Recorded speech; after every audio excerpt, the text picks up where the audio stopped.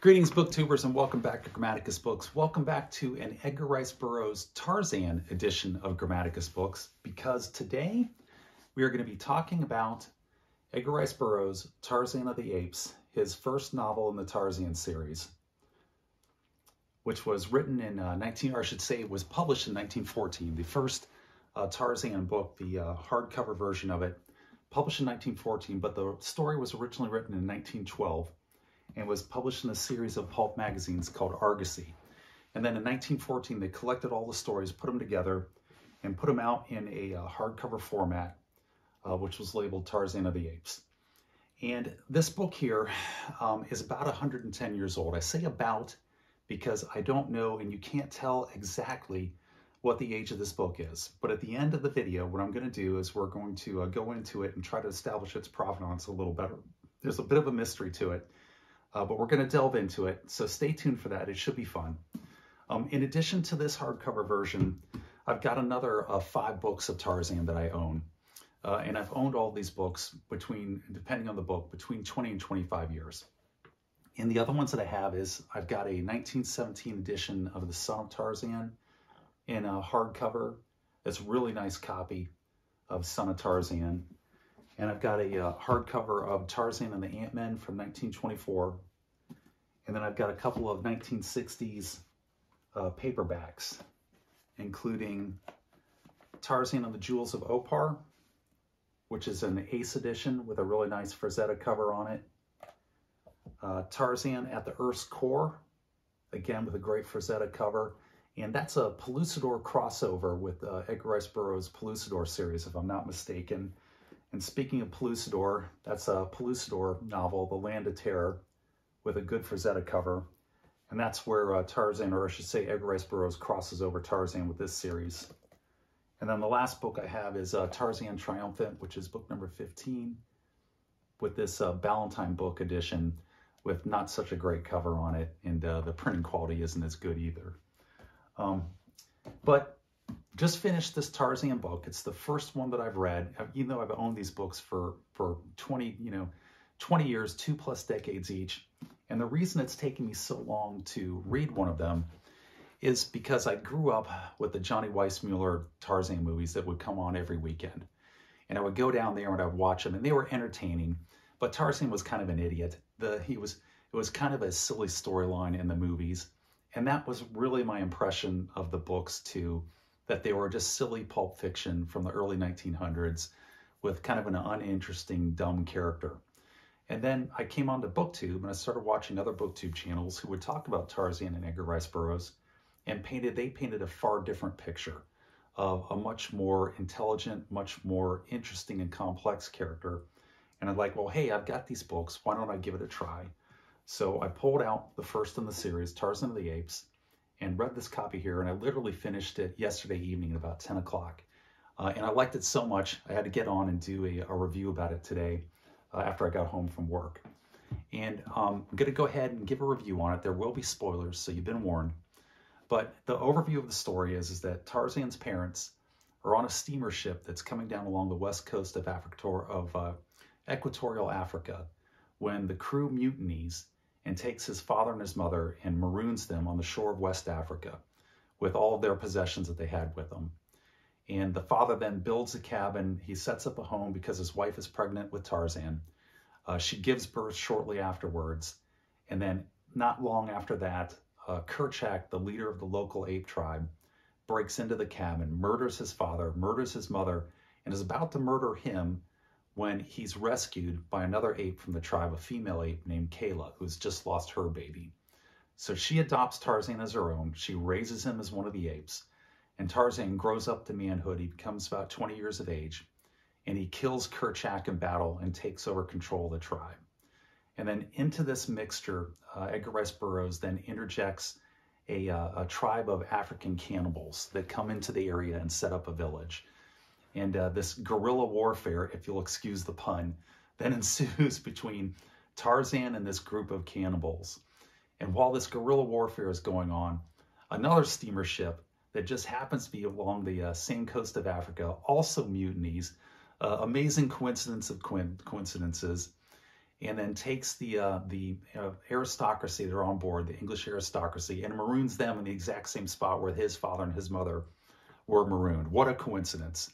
And then on top of that coincidence, it's like the world's biggest coincidence in its entire history of the human race, that one of the maroon people is actually Tarzan's cousin, Cecil Clayton, who has inherited all of his lands and wealth back in England on the presumed death of his parents when they never returned from their trip. And they don't know that Tarzan exists. And also in with them is Jane Porter, who becomes the love interest. And then Tarzan and Cecil and Jane have a little love triangle that gets set up. And also in with them are a professor, the professor's assistant, and a maid that is helping the family out, who are essentially there for comic relief. And the last main character that gets interjected in the story while it's still in Africa is a French naval officer by the name of Desarnaux. I hope I'm pronouncing that correctly. And Edgar Rice Burroughs then takes all these disparate groups and he uses them for a great fantasy pulp adventure novel that it just works wonderfully. But he also works in this this subplot, this sub-story of civilization and comparing civilizations, where you have these different groups. You have the African cannibals, you have the mutineers, who he's also having to contend with. You have the aristocracy, the English aristocracy, and then he has the ape tribe. And he uses these all as foils against each other to try to determine what civilization actually means, and if civilization is actually any nobler than just existing with a bunch of apes in the jungle. And it's wonderful. And the story is wonderful on top of it. It's a plot-driven story.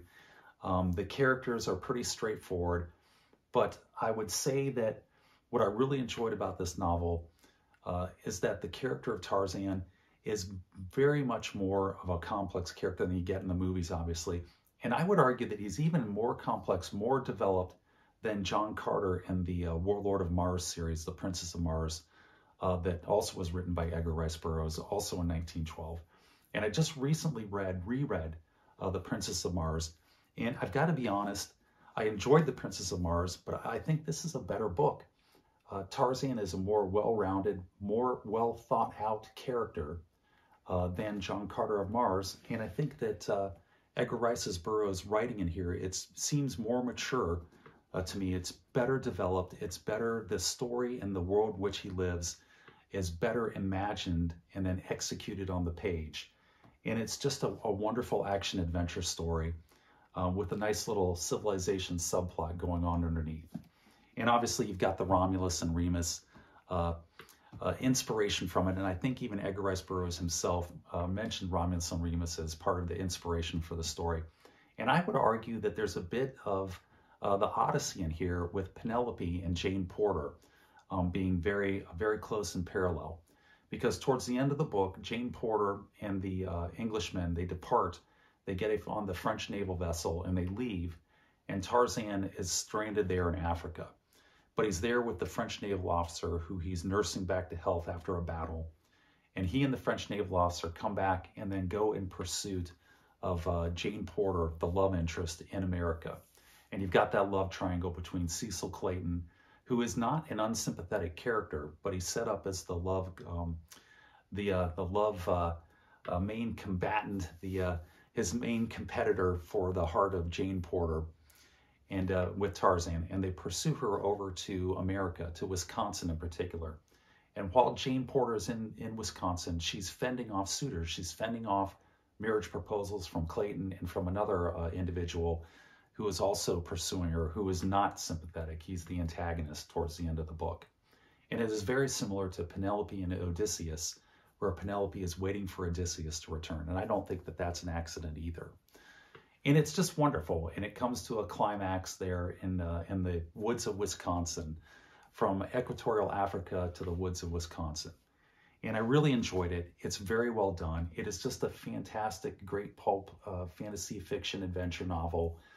It's plot driven. There's not a lot of super deep thinking in it, but you do get that nice little subplot with the civilizations and the commentary on what it takes to be civilized, what it means to be a civilized man, and if in fact that means anything and puts anybody above the status of apes in the jungle, or is it all just a veneer? which is sort of similar to Robert E. Howard, who always said that civilization was just a hat that could be doffed off at any time by man whenever the chips were down and people were fighting for resources. And you get a little bit of that in here. And it's just so well imagined and so well executed that it's very enjoyable.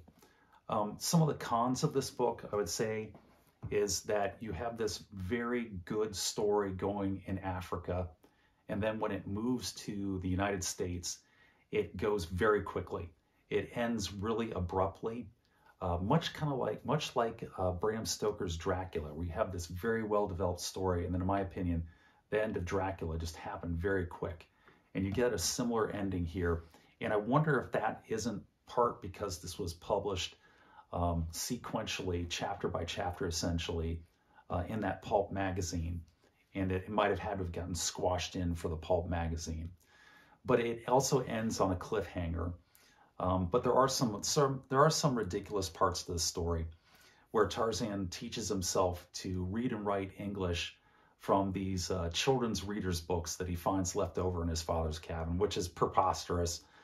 But they do paint him as sort of almost a superhuman, both in physical stature and in intelligence. So maybe not that like completely outside the realm of absolute possibility, meaning that there's a possibility above zero that somebody who was raised in the jungle, if they were super intelligent, might be able to pull this one off. But it seems a little dubious. It seems a little over the top. And again, the ending is a little abrupt. But the ending is a cliffhanger, and it's a soap opera style cliffhanger that happens at the end with unrequited love between Tarzan and Jane Porter, leaving you wanting more. And Edgar Rice Burroughs, dang him, he got me. He got me with the cliffhanger, because now I have to read the second one. He sucked me in with his book here. You know, I resisted him for almost a quarter of a century, and then I was drawn out of my hiding through the BookTube community. I read this book, and Edgar Rice Burroughs got me. So I'm going to have to read at least the second in the book, which I believe is Tarzan, The Return of Tarzan. So I'll have to get that one. But I wanted to get this review up to you guys here. I just finished this last night, like I said, and it's a wonderful book. I really enjoyed it immensely.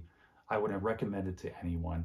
Another kind of problem critique of this book is if you do read it and you read a unedited version, Edgar Rice Burroughs was a man of his times, and that gets, his attitudes do get reflected in here, which would not make it past an editor today. So you're going to run into a little bit of 1912 attitudes when it comes to certain social groups and interactions between the Europeans and the Africans. You're going to have some of that in here, but it's not over the top horrible. But you are going to encounter a little bit of that in this book. He is a man of his times, so just keep that in mind. But other than that, it's a wonderful book. So speaking of the book, what is the mystery with the book? Well, this book, I got it from a used bookstore that I've been frequenting for decades in the city that I live next to here. And it's been around for at least 50 years. And I go in there and you can find anything from, you know, vintage science fiction and fantasy to the classics, to Livy, to Edgar Allan Poe, to hard copies of Tarzan and the Apes. And so I'm going through and I have the book. I pull it off of the shelf. I take a look at it, and it appears to be a first edition of Tarzan and the Apes. And the price tag on it is $4.50. And I still have, this is the receipt from the book. I bought it on August 8th of 2003 from this used bookstore, and the price on it is $4.50. Now, I'm all for getting a good deal, but I don't like to take advantage of people. So I took the book up to the owner of the bookstore, and I said, hey, you've got a price of $4.50 on this book, and it looks like a first edition of Tarzan and the Apes from 1914. Are you sure about that price? And this is the story that I got back. The bookseller, she looks at me and she goes, yes, that's correct. It's $4.50. And the reason is because that's not a first printing. What it is, it's a reissue. And then she explained what a reissue was to me. She said this book was probably printed right around 1914 or maybe 1915. And what happened is they did the first printing of Tarzan of the Apes. It went out and it was very successful. And in 1914, the printing press operation was still being done mainly by hand. So the book is successful, and they come back to the publisher, and the publisher wants to put out additional copies of the book for additional sales. And they would have had extra printings of the chapters still sitting in the warehouse from the first printing. There would have been just stacks of the chapters all lined up next to each other. And when they do a reissue, the workers would go into the warehouse and they would physically pick up the chapters one by one, stack them on top of each other, put the book together, and then put a binding on it, just like the first printing. But then they would take out the publication page and leave the publication page out of it. So even though the paper is the actual paper taken from the first printing and everything else is the same, it is actually considered a reissue or perhaps a second printing, and it is missing the publication page. And that, in fact, is what this book is. It's identical to the first edition. It's got that really nice, iconic cover art from the first edition there on the interior page, but there is no publication page in here. From there, it goes immediately to the chapter contents and then into the book without any of the publication history being listed in the book. And for that reason, it's not considered a first printing, even though it's all the same materials of a first printing of the book. And you would think that it would still be valuable at being either like 110 or 109 years old at this point, but it isn't. Because that publication page is missing, this book it's not valueless, but you can pick these up online for $20 right now and get them for $20. You can get them for less than a high quality current printing publication of a hardcover book of Tarzan of the Apes. So it's really cool. I'm really glad that I read Tarzan of the Apes based off of the same paper from the original print run from 1914. And it's a really neat book that I have in my library, but it's not very, very valuable. It's not particularly valuable. And that is the Provenance, as it was related to me by the owner of that bookstore. But anyway, I've rambled on long enough about Tarzan of the Apes. I did really enjoy this story. I enjoyed this story more than I thought I was going to enjoy it. Tarzan is an excellent character.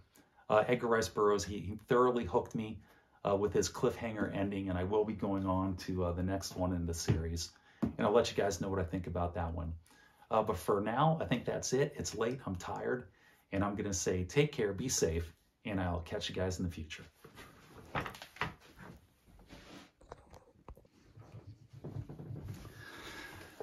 So I was getting ready to take the video down, go down and publish it, upload it into the channel, and something bothered me, and I wanted to go back and just clarify it.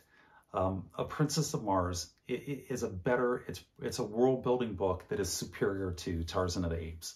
It is a more thoroughly fleshed out world than the world of Tarzan, which focuses just on the forest. He always refers to the jungle as the forest there in West Equatorial Africa. So you have this bigger, more fleshed out world with Princess of Mars, but with Tarzan, it's written more thoroughly. It's written with a better depth, in my opinion, than Princess of Mars is. In addition to that, I think that the character of Tarzan is far superior than the character of John Carter, and is written much better. And the last point that I wanted to make, that I forgot to make in the main video, that I wanted to bring out, is that the action sequences, the battles with Tarzan and the Great Apes, with Tarzan and his guerrilla war with the cannibals, is just wonderful stuff. And it's written, in my opinion, in a far superior manner than the combat that's written in A Princess of Mars. And so I wanted to make that distinction and just add that onto the video there. Thanks for sticking with me. I do appreciate it. And now I'm really going to say take care, be safe, and catch you guys in the future.